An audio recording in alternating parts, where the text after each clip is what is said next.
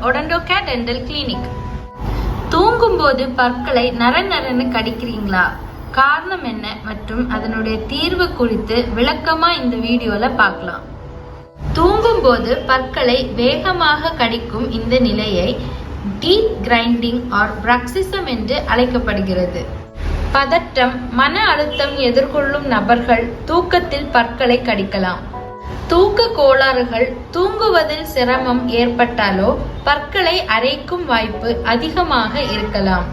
Caffeine நிறைந்த பானங்களும் கூட Bruxism ஏற்படுத்துவதற்கான வாய்ப்புகளை அதிகரிக்கும். பற்களை கடிப்பவர்களுக்கு காது வலி, அடிக்கடி தலைவலி,